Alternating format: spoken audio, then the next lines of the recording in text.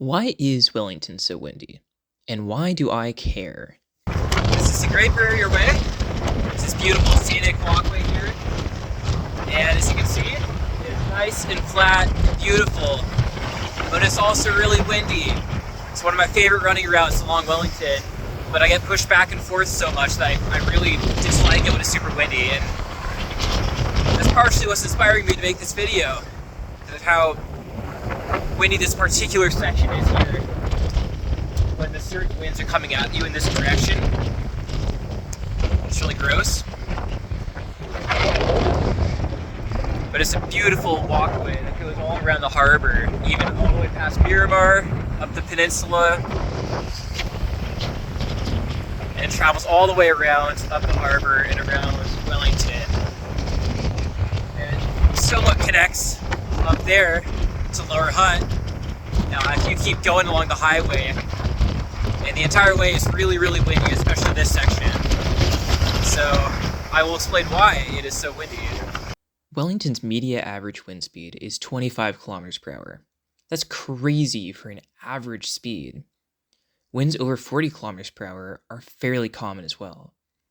This is a wind heat map showing the relative winds of the Wellington region.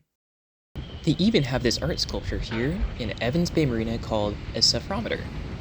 It's showing the direction and strength of the prolonged wind based on the direction it points and how angled it is.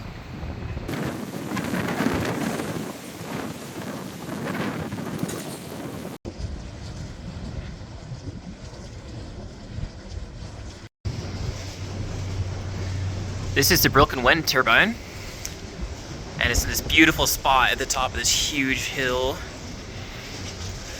This thing was installed in 1993 and was upgraded in 2016 and apparently can serve 490 homes. So that's quite impressive. There's a lot of info about it here and talking about how it's great renewable energy, and there's a lot of research towards it as it's super windy here. And harnessing wind energy in a very windy place is super important. So I think it's pretty cool that there's a bunch of resources going towards it. They can even show you like the gears and generally the hub system here. So they're showing the different parts of all the major systems. It's pretty interesting stuff. And again, very important for renewable energies projects.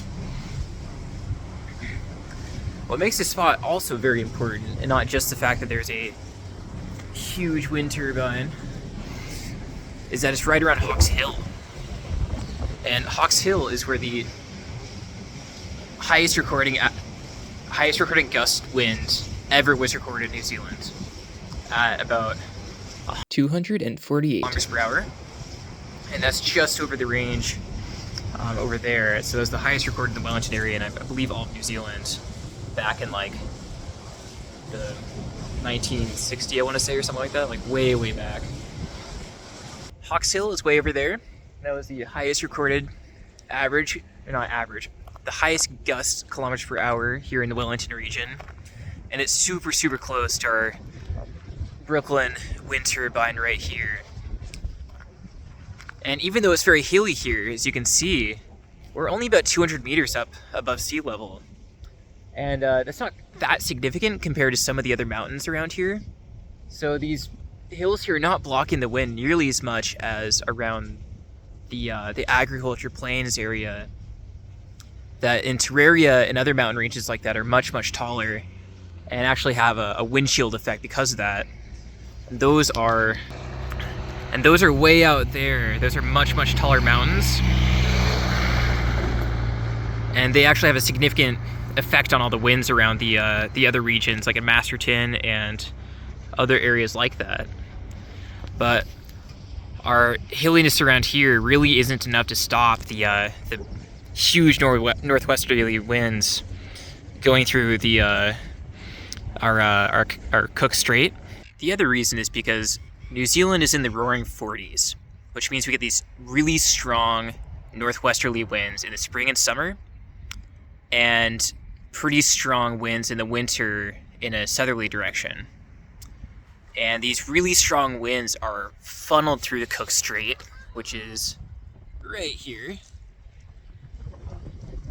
And that's going between the North Island, which we're on right now, and the South Island, which you can't quite see way out there, but it's all across the bay. And sometimes on a really good day, you can see just the very tips of the peaks of the South Island Mountains. And when these really, really big winds get funneled through the strait, the Cook Strait, their speed increases quite considerably. This funneling effect is also called Bernoulli's principle. When a fluid like wind is funneled through a smaller area, the fluid has increased speed in the narrower section. Wellington happens to be right on the strait. Our airport is just behind that corner in the harbor, and that changes the winds quite a bit. It's a lot windier because of this funneling effect. And you can even see the mountains way out there on the South Island. You can see how the strait is just between these waters, and that's where the wind's getting funneled through and becoming a lot faster. This video won't stop the annoying pestering winds, but I hope you enjoyed it, and I hope we learned something a little bit today. And if you like this content, please subscribe for more.